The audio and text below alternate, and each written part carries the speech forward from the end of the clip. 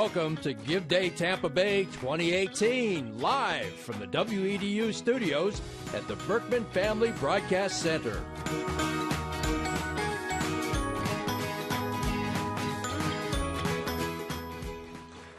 Hey, good afternoon and welcome to Give Day Tampa Bay. My name is Ernest Hooper. I'm a columnist for the Tampa Bay Times, and I'll be your host for the next hour of live broadcast because they gave me this t-shirt. And I wasn't going to do this unless I got a t-shirt.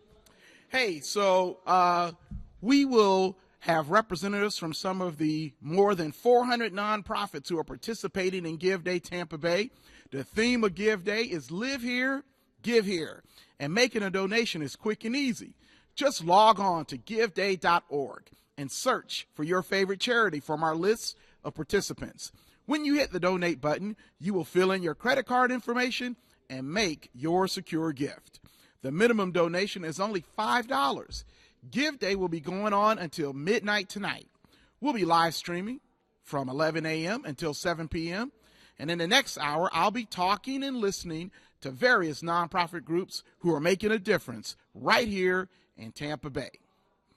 While our next guests are being seated, let's go to our leaderboard and get an updated total on your donations.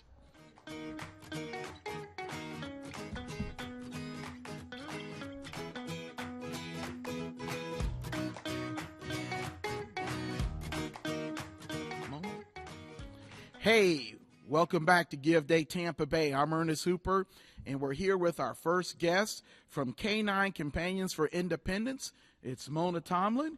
And Mona, you have with you today Tribby. Tribby. Hi, Tribby. What a beautiful dog.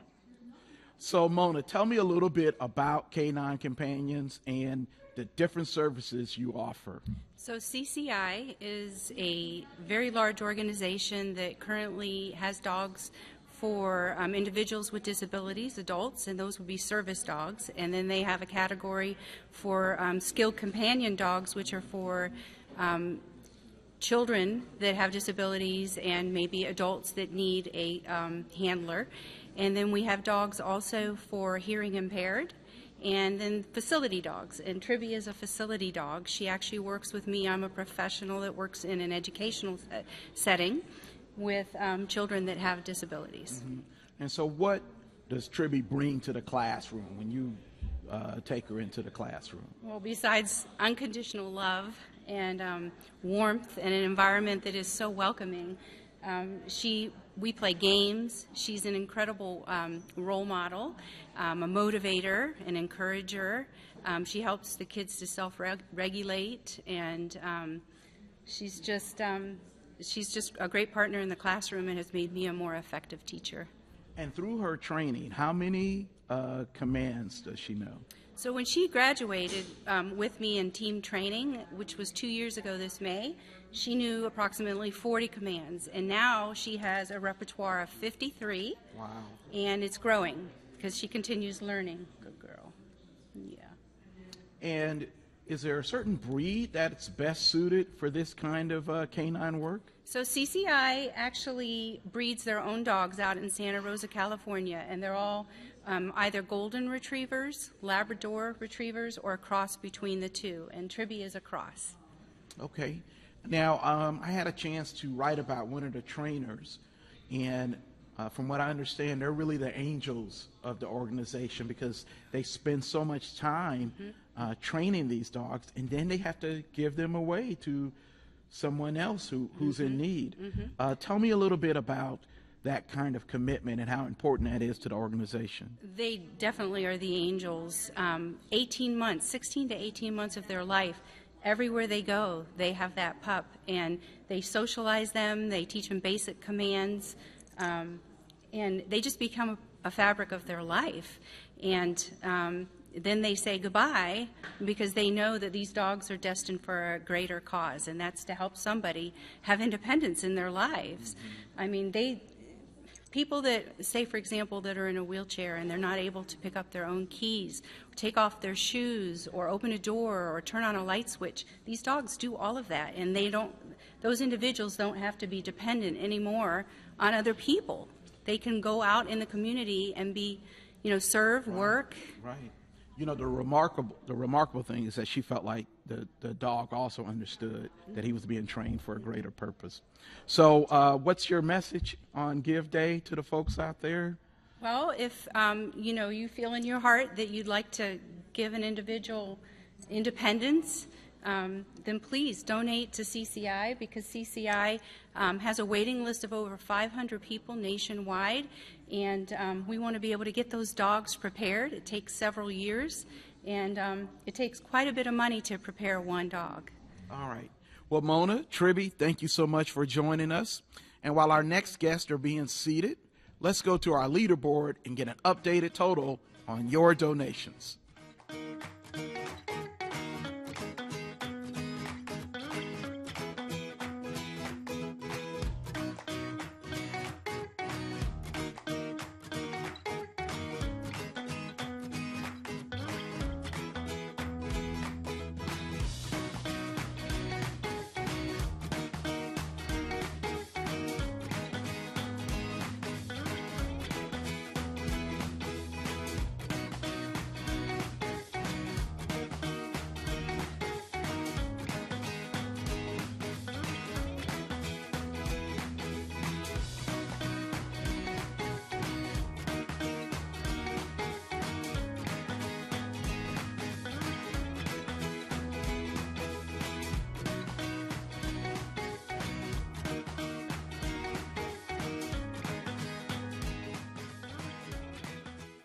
Welcome back to Give Day, the nonprofit with the most online donors. Between 2 p.m. and 3 p.m., we'll get a $1,000 Power Hour prize provided by TICO. Go to giveday.org to support your favorite nonprofit now. There are lots of ways that individuals can decide that they need to start a nonprofit organization. Let's hear another story about someone deciding that they needed to give back and help out.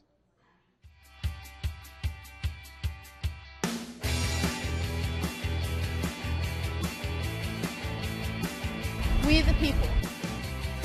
We the people. We the people. We the people. We the people. We the people will fight for our rightful place. We the people are ridiculous in love.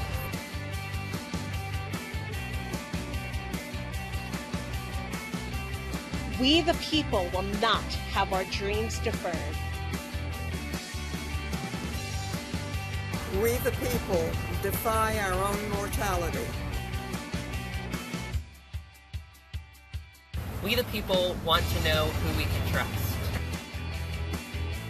We the people are trying to keep the faith.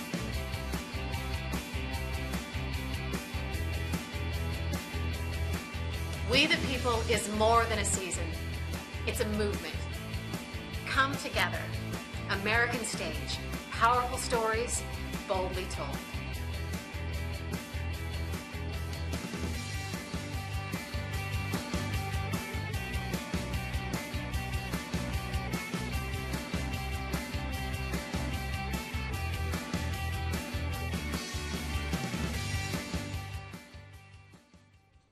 And now, here to share more with us about American stage and bold stories, powerfully told. Powerful stories, boldly Powerful told. stories, boldly told. Is Colleen Cherry and Patrick Jackson. How are you guys today? Doing well. Good, thank you. So glad to have you here.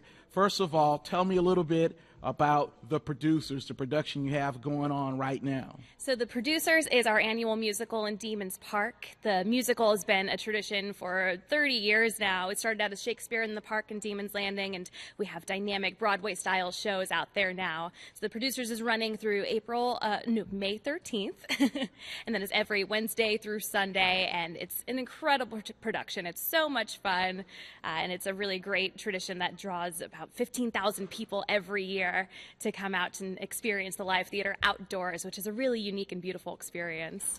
Well, I understand that in addition to that, you are starting rehearsal tonight for your next main stage production. Tell me a little bit about that. We sure are. So we have main stage programming all year long, and we are in, you just saw the preview for our We the People season. So we have 2 main stage shows left, and we are starting our first rehearsal tonight for Stray of Gibraltar. That's opening on May 25th. So that's very exciting. We have one of our staff members, Jim Sorensen, is directing, and we have the cast coming together for the first time. We have invited guests and our board members, and it's a really great time for people to learn about the design and all of the aspects of the show and stick around and listen to the first read-through of the play itself. Okay. Now, from what I can gather, this type of theater is provocative. It's not only entertaining, but it makes us think about who we are and who are we the people. Share a little bit about that. We the People, just like you saw in the video, it's more than a season theme. It's a movement. And I think theater, no matter what the story, can bring us all together to have a conversation about the connected human consciousness. How important is it to help this next generation understand the importance of live theater? Well, we've started a bold new initiative this year in 2018, our Under 20 Passport, where we're offering all of our main stage shows. The tickets are completely free for anybody under the age of 20. So we just turned 40 this year. We celebrated our 40th anniversary, and we started thinking about the next 40 years and how to engage that next generation of theater artists, audience members, and we have our apprenticeship program as well for recent college graduates to kind of springboard their career working alongside theater professionals and really growing as individual artists. And just real quickly, there's also some summer workshops for younger kids, right? Yes, we have summer theater programming for grades K all the way through 12, and we know that creating and experiencing theater makes us more compassionate, more bold, and more wise on stage and in life. So we really want to carry that through from youth to adult. So in the last 15 seconds, just share with our Give Day audience why it's important to support American stage. 15 seconds. Well, the arts, it really unifies the community and starts a conversation, like Patrick said, and it can really have a huge impact on our society as a whole, economically, educationally, culturally, but it also has a really huge impact on individuals as well. All right. Well, thank you so much. I appreciate it. And now, while our next guests are being seated, let's go to our leaderboard and get an updated total on your donations.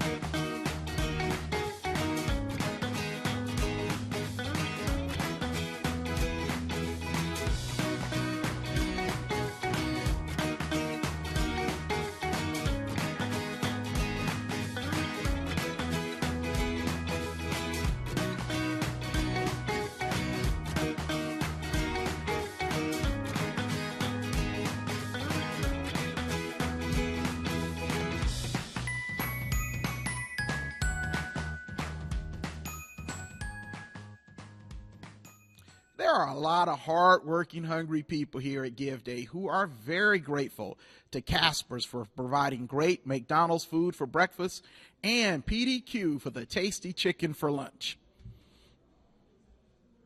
All right, next up is Juanita McClinton Lee from A Brighter Community, Tampa Bay's oldest nonprofit preschool. Welcome, Juanita. Thank you for having me.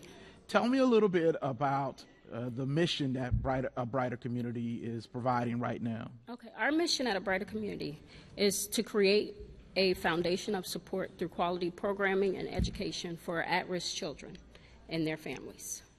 And how important is early learning? Sometimes I feel like people don't understand the importance of early learning. Early learning is very important. Many people don't know the importance of it, as it pertains to the first 5 years of a child's life is the most vital because that's when they learn the most.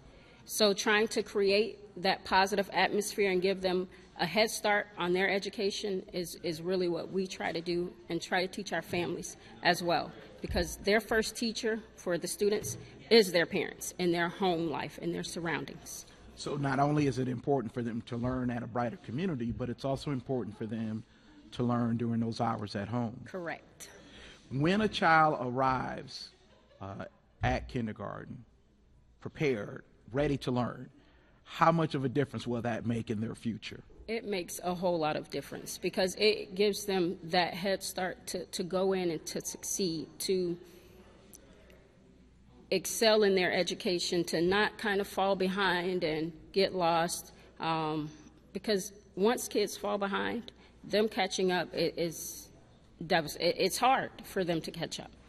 Sure, and I have to imagine there's a sense of feeling ostracized when everyone else knows the alphabet, everyone else knows how to add and subtract, and there's that one child or maybe 2 or 3 kids who haven't had that early learning, and they have to immediately develop a sense of inferiority. Correct, and that's why we try to give them that early head start, to prevent that from happening, because at our center we serve the at-risk children, which are our working poor families.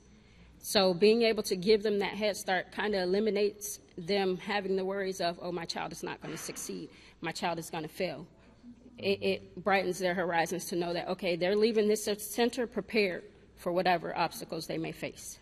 And what we've seen from several studies is that kids who arrive at kindergarten prepared to learn are more likely to graduate high school, more likely to go on to college, yes, more likely to be productive citizens, less likely to get into criminal trouble. Is that a message that you try to share with the parents? That is definitely a message that we try to share with our parents.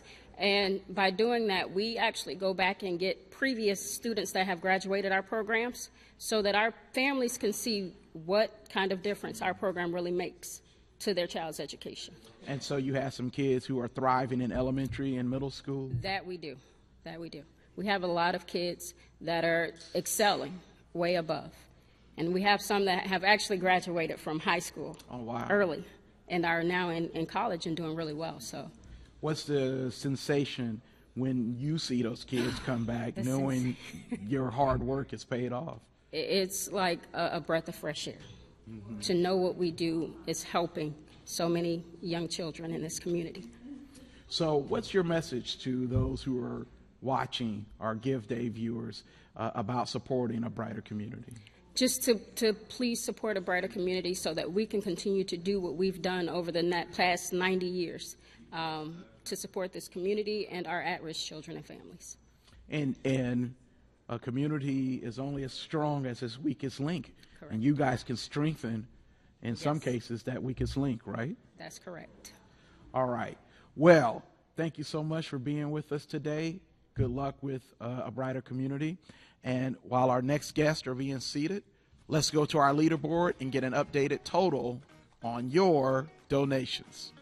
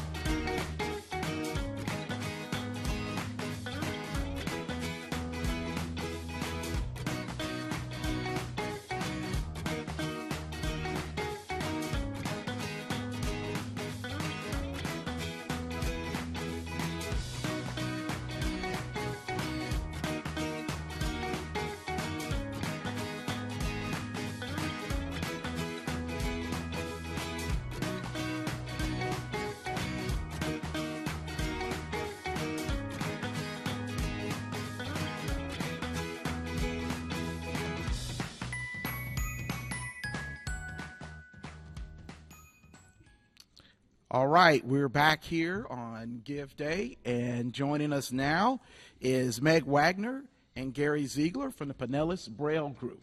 Welcome. How are you today? We're fine, thank you. So, tell me a little bit about the mission of the Pinellas Braille Group. Our mission is to provide reading materials in Braille and on disc, recorded for visually impaired students in all the local and statewide schools. So we've been doing textbooks and homework and daily assignments and tests and that sort of thing in the schools for years. And now we have started a program doing books for young children like this. You have a couple, okay. Right, and we do the Braille in clear overlays, so the book can be read by sighted and visually impaired.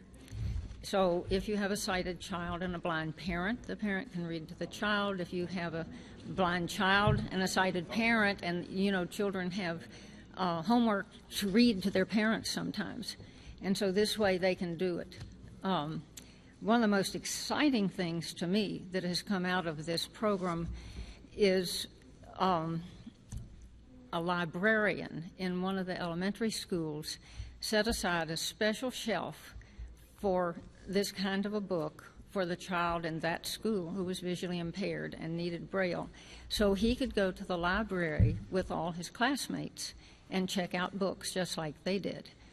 So at one point, there was a student who was going to the library and not able to check out books and not able to join his classmates and read books. Wow, how sad that must have been. Yes, for just those why it was so exciting to have the librarian put the shelf for him to come to.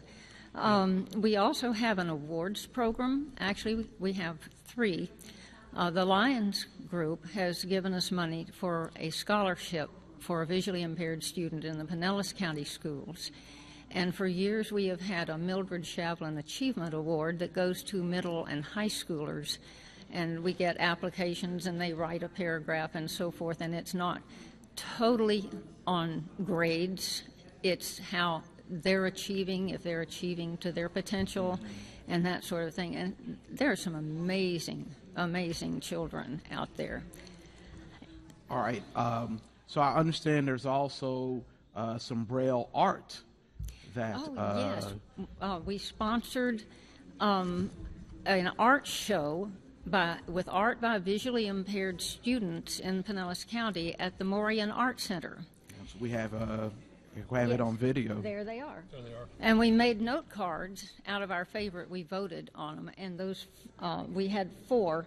That my favorite's not up in that group of pictures, but we made note cards to sell to raise money for the program for the visually impaired in the schools, and the children were so excited, and our president is very, very creative and an artist herself, and she designed a little medallion on a red cord for the kids. So Gary, how many schools have these books, and how much support do you need to produce more of these books? Well, we can use all the support we can get. We found out that the under 10-year-old visually impaired student is grossly underserved by talking book libraries and by the availability of talking books. That's why we started this program, and the books we do start from board books. It's just like a visual acuity student who learns first the alphabet, then little words, and then see Jack run, see Spot run. And they go from there all the way up until the 4th grade. So we pretty much handle kids from 0 to 10 years old. And the other beauty about this is when they listen to this, it can reinforce while they're learning Braille and they're reading these books. If they're playing the talking books part of it in the background, it will reinforce what they're reading with their fingers. But the talking book alone doesn't serve them as well because they're not learning Braille and they're not learning the sight reading. We also teach sighted people to transcribe books into Braille. So we have classes whenever we can get enough publicity to get a class together to get the word out. And we're teaching, the county school system hires Braille transcribers, but there aren't already people that are transcribers that want a job like that. And so they have us train the people they hire in Braille. So just real quickly, share with our viewers why it's important to support Pinellas Braille. Well, the more support we have, the more materials we can get out. The books are provided to the school teachers. Those are the TVIs, Teachers for the Visually Impaired, through a grant fund. I think it comes through the Florida Instructional Materials Center for the Visually Impaired, excuse me, here in Tampa. But there are materials like embossing paper for making Braille text that go with things, and other assorted and costs. our awards programs. And the awards The more programs. money we have, the more money we can give to the children. For the So, success breeds success and type we of also thing. have a Guiding Light Award for a teacher of the visually impaired in the county. All right. Well, Meg, Gary, I appreciate your time. Thank you so much. While our next guests are being seated, let's go to our leaderboard and get an updated total on your donations.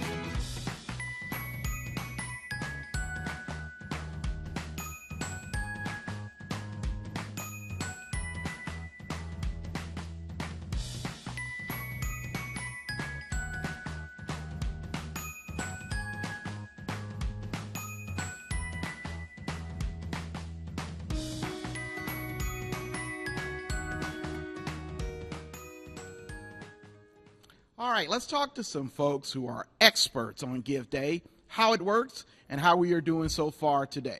Let's go live to Delia Colon. Delia. Hi, Ernest. Thank you so much. I'm here backstage behind the scenes of Give Day with Wilma Norton. You're kind of like the man behind the curtain, so to speak, the woman behind the curtain with Community Foundation of Tampa Bay, who really is instrumental in making Give Day happen. So tell us, what is the Community Foundation of Tampa Bay? Well, we're an organization that helps philanthropy grow and flourish in our area, and so that includes working with donors who want to meet their charitable goals, and on days like today it involves working with nonprofits to help them raise money but also learn how to be better fundraisers and tell their stories better to the community at large. So if someone's just turning on this broadcast, just tuning in, what is Give Day? Why today? Why are there all these puppies and babies and birds flying around? There's lots of stuff going on here today. It's a 24-hour day of giving, and it goes until midnight tonight. So we're a little more than halfway through. We passed the $1 million mark in the last hour, which is the earliest we've ever done it. And we're here at WEDU doing this live broadcast, and as you can see, there are folks hanging out.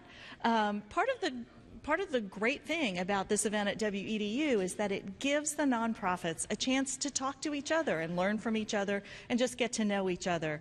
The Caspers Company and PDQ have helped us stay fed and nourished and energized for today, and so it's just, you never know what's going to happen. And just during this hour, our premier sponsor, the Brink Foundation, has announced a surprise prize. All the details are on the Give Day Tampa Bay Facebook page. So if you go there and you're a nonprofit, you've just got till 3 o'clock to try to win that extra $1,000 prize. Wow, ooh, added incentive. Maybe you've been thinking, maybe there's a group you've been meaning to give to for years and years, and it's been on the back of your mind, and maybe you're at work or getting ready to pick up the kids, and now there's an added incentive to just go ahead. It's so quick and easy to give online. Is it giveday.org? Giveday.org. The minimum donation is just $5, but there's no maximum donation, so give everything that you feel able to, and you can give to multiple organizations at once, and it's really easy. What are some of the organizations? I know there's a huge variety, and everybody has sort of a cause that's close to their heart. It ranges from people who supply basic needs like food and housing, to health and human services, to animals, to children, education, the arts. We've heard from a lot of them today, and there's lots more to come. There's a cause for everyone. Exactly. Find the one that's right for you. Absolutely. And for maybe an organization that's just getting off the ground or missed out in participating this year and is watching and they're kind of kicking themselves, we should have gotten in on that. What should they do now to prepare for next year? Go to giveday.org tomorrow and start watching for information. Let us know, and just be ready. Oh, be ready, because if you build it, they will come. Exactly. If you build that website, they will come. Well, Wilma Norton with the Community Foundation of Tampa Bay, thanks so much. And now back to Ernest in the studio. All right, thank you, Dalia. And there's certainly a lot of energy here, bringing a lot of enthusiasm to all the different nonprofit groups. So while our next guests are being seated, let's go to our leaderboard and get an updated total on your donations.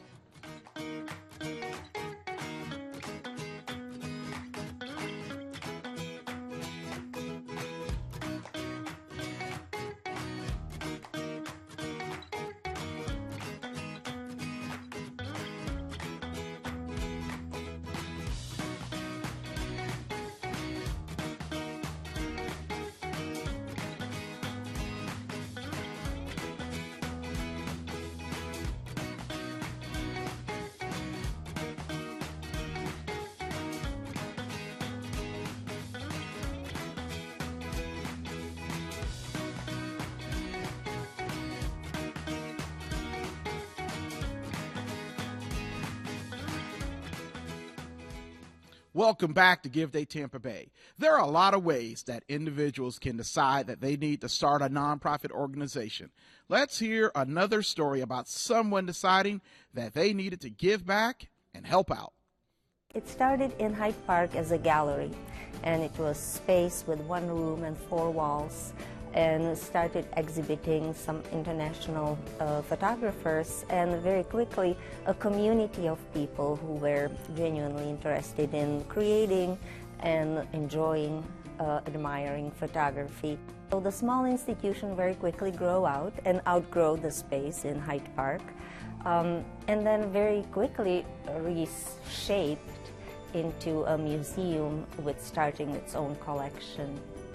We also have a very interesting work by Andrea Modica, and she recorded some images of players in the minor league, and it's an interesting comparison how the baseball grows and how a couple of years later all these minor league stars are becoming stars of our baseball life. So I invite you, even if photography is not your main interest, if sports and memorabilia is your interest, I think that you will get very entertained. We offer a wonderful cultural and social life around the museum. People who are members and visitors to our museum take advantage of film club and book club and all kinds of social events where they can share ideas and share their passion. So there is a lot of reasons to do so. All right, we're back here on Give Day Tampa Bay, and our next guests are from Behavioral Consulting of Tampa Bay.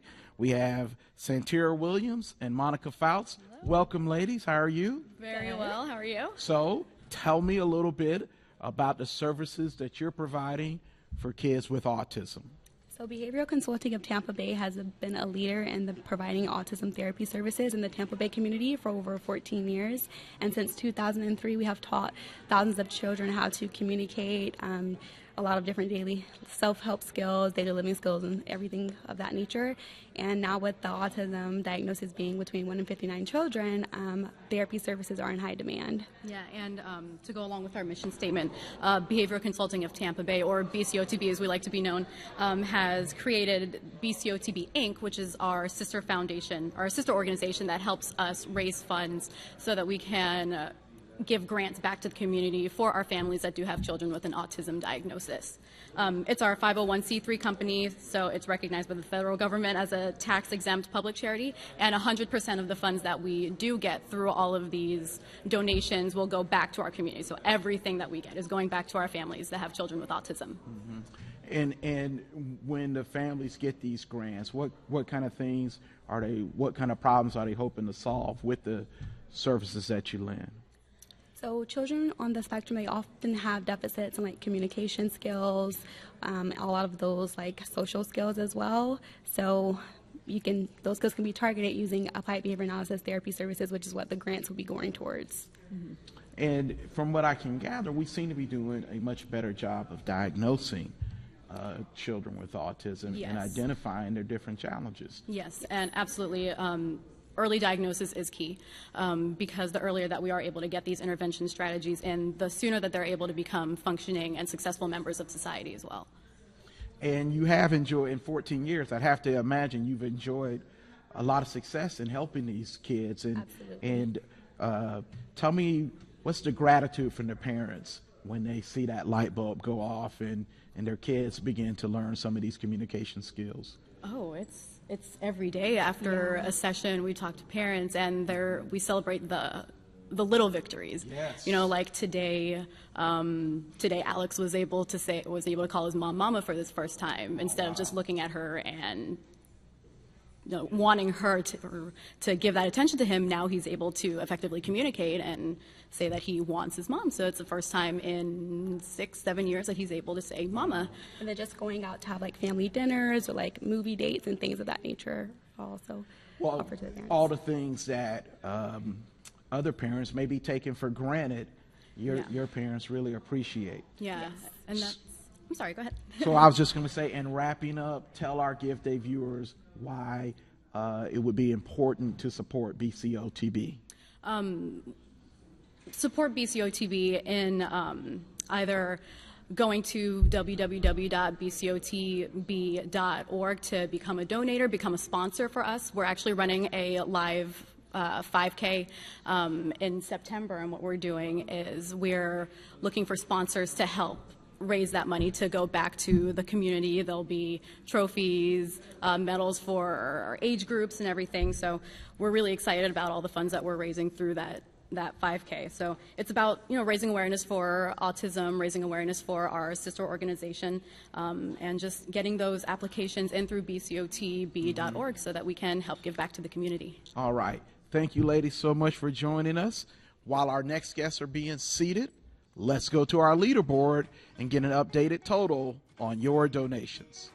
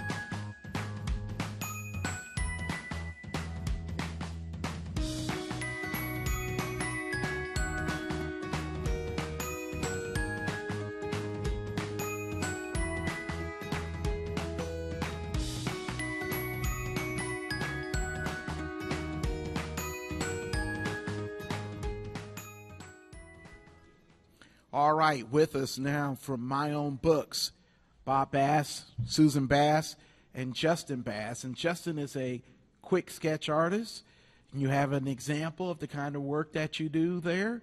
Tell us a little bit about that. They asked me to just kind of draw a physical manifestation of the theme for their organization. So that's My Own Books. And what I came up with was just that the books are the foundation for pretty much everything you're capable of later.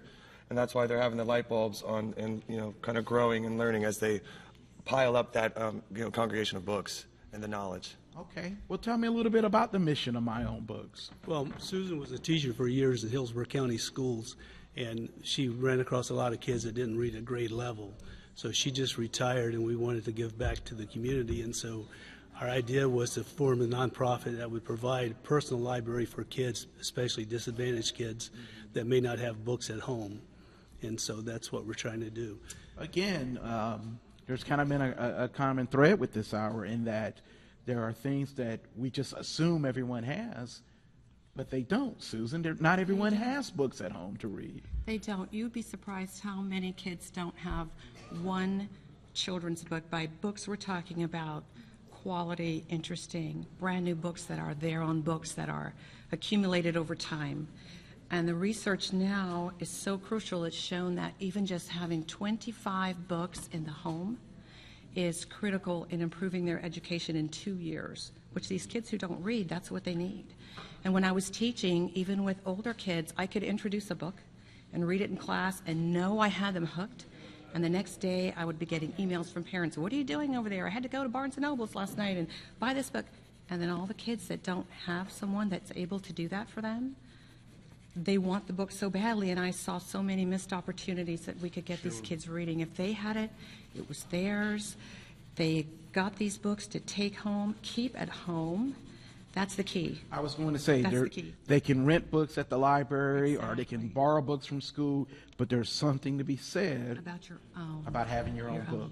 And your own needs to be the kind of books that everybody wants and that are interesting to you to read, and an accumulation of them, a little library. And the organizations that give out books are wonderful, and all of that helps. This is really evolving around the new research that says it needs to be quality, new, exciting, sorry, I'll get the hands going, interesting books that kids love. And we figure, you know, for $100 a year, I can supply a child for books with a whole year. For $300, 3 years. So we wanted to start at 5 when they're really needing to be reading. They've got to read by 8 to be successful in school. And to continue with those same kids when they're 6, continue with them while they're 7. And we thought, how are we going to get access to these kids? Where are they? They're not at the library, not all of them. They're at school. So Hillsborough County Schools has agreed to let us use their sites to access these kids. Okay, to good. get the books to them, for them to take home, and to just, they'll be excited, I think, every time we come in, more books. Yeah, no, I don't think you can underestimate that. I remember when my sons were little, they loved Captain Underpants, and we had a stack. That'll be one of the ones we're doing. So, and they'll read them because they love them, so they'll read them. And you're lending your support just because you can sense the passion that your wife has. I have a wonderful family. She has tremendous passion for this, and as she told me, if you can't read by 3rd grade level at 3rd grade, chances are you're not going to succeed in school. No. So that's what she's trying to do, kindergarten through 2nd grade. So in 30 seconds, just kind of wrap up My Own Books, what's it all about, and why should people support? It's about equality, providing equality to these kids that don't have access to books, because that's what's holding them back. And the research has shown it's that access to books that will get them reading, get them involved in school. So we're thinking that's doable. $100, we can give books for a year. For very little money, it's very doable. All right, and Justin has added some touches to that. It's looking very good.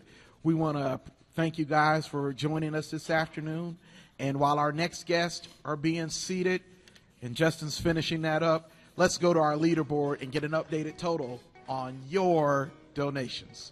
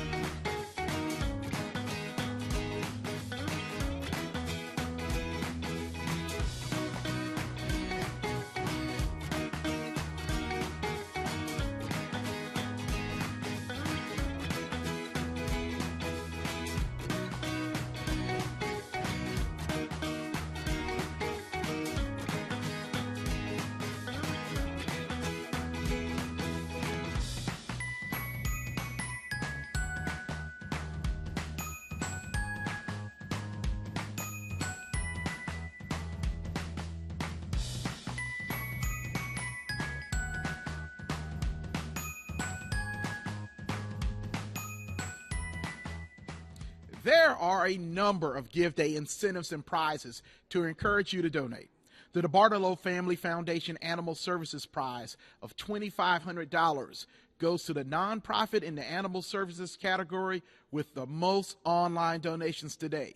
So, give generously to support animal welfare in the Tampa Bay area. Go to giveday.org. All right, our next guest from the Exalted Warrior Foundation is Nicholas Karras. Nicholas, thanks for joining us today. Thanks for having me. Tell me a little bit about the Exalted Warrior Foundation. So Exalted Warrior Foundation was started in 2007 when a young yoga teacher, Annie Okerlund, got together with now retired Admiral Tom Steffens, and they realized that yoga was helping, Tom Steffens, and he was up in Walter Reed and saw all these guys that really could use yoga, so they came together and created a program to modify yoga postures for injured, either mentally or physically wounded veterans. And today we have 14 classes a month here in Tampa. Wow. And we still maintain the class up at Walter Reed twice a week up there. So what are the veterans taking from these yoga classes? What are the positives that they gain from being an exalted warrior? Well, that's a pretty expansive question as far as yoga goes, but the simple response is that they gain tools to help manage their stress and help heal the body, create movement, and gain flexibility to get their bodies as close to back as it was before any of their injuries. And for those who may not do yoga, they may think it's easy or kind of esoteric, but it's physically challenging, right? Yeah, so there's a lot of core work involved in yoga. We modify all the postures for every individual veteran that comes into our class.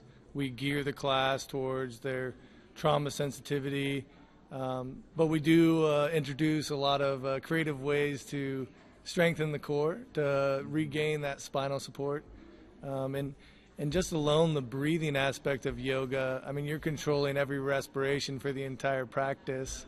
So it's on average, you're controlling over 200 respirations, which is a lot to think about. It can be exhausting and rejuvenating all at the same time. Oh, wow, that's terrific. Yeah. Is it particularly helpful for veterans who may be suffering from post-traumatic stress disorder? Definitely. I'm a Marine Corps veteran myself, and I struggle with post-traumatic stress, and I've had a traumatic brain injury and some physical injuries as well. And I started yoga in a chair about 6.5 years ago. And now I obviously work for Exalted Warrior Foundation and been teaching yoga to my fellow veteran population for 4 years, and it helps me. I do it every day. But not just as a practice, you learn to incorporate it into your life. So the skills that we teach in the yoga room and that practice we get to take into our lives, our personal lives outside of the yoga room and help manage our lives and make, the day go by easier, if you will, kind of rekindle old relationships that may have been damaged from any type of post-traumatic stress activation or moment of lack of control. Well, the fact that it translates to other areas and it's not just a 1 hour exercise is remarkable. In wrapping up, tell me a little bit about how your group can benefit from the support you might get from Give Day viewers today. So we host a lot of community classes here, and we even have a couple that comes in and brings coffee and treats during our twice a month class here, and we're trying to actually have 2 more yoga classes per month be started in the fall. So any money we raise today is going to help go towards getting another 2 opportunities for veterans to come to yoga. So. And getting the word out to other veterans that they can really benefit from this. It's all free, so there's no what do we call obstacle to prevent them from coming. Sure. So. All right. Well, Nicholas, I really appreciate it so much. Good luck with the Exalted Warrior Foundation.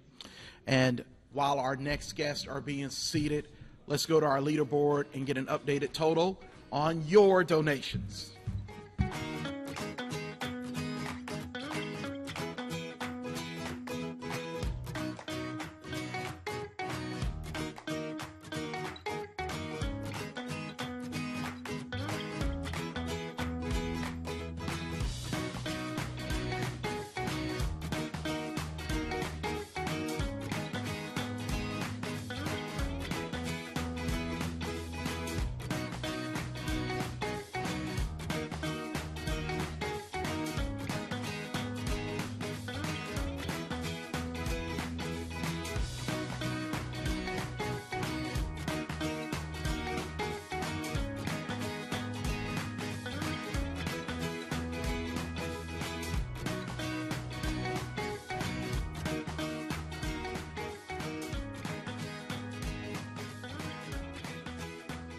Hey, welcome back to Give Day Tampa Bay, the nonprofit with the most online donors. Between 2 p.m.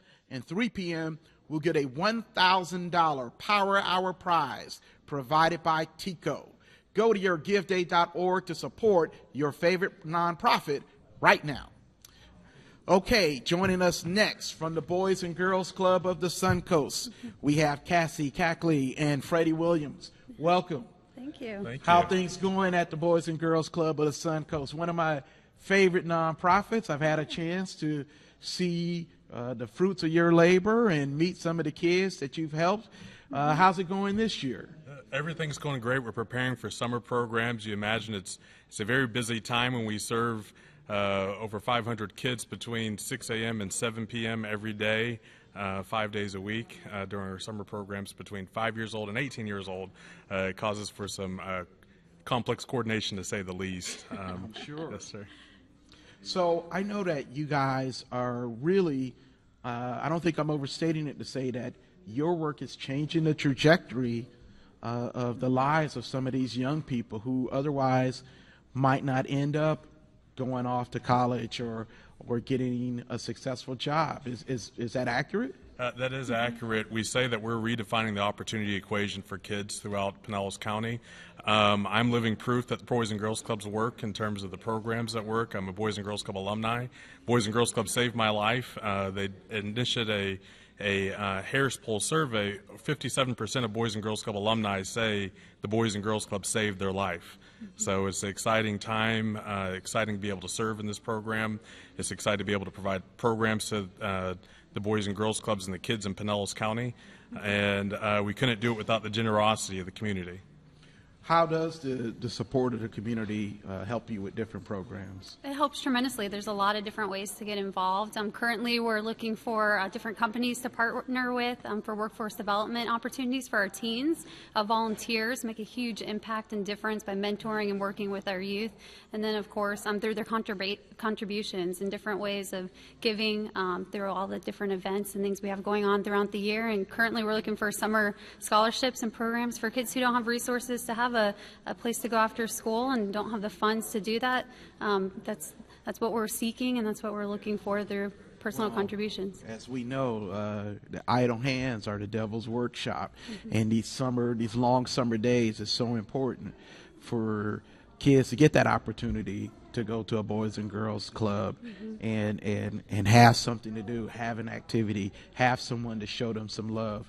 What about the work of your counselors? The activities are important, basketball, sports, all of those things, but it's also important to have that counselor who puts an arm around that young child and shows some care, right? That's very true. While we say we try to help kids graduate from high school with a plan for the future and live a healthy lifestyle and also become good character and leaders in the community, it begins and ends with our youth development professionals. It's, while many kids have the opportunity to have a teacher that's in their life for a year or a coach that's in their life for a season, our professionals are with kids day in, day out, every day, from 5 years old to 18 years old, and it allows for a deep and meaningful opportunity and experience for the kids. All right. Well, in wrapping up, just tell the folks why it's important to support Boys and Girls Club of the Suncoast. There's a lot of reasons, but the number one is this is their future. This is the future of our community, the future lives for these kids, the future community leaders. So it's critical that we get behind them and that we help support their great futures. All right. Hey, thank you so much for joining us here today. While our next guests are being seated, let's go to our leaderboard and get an updated total on your donations.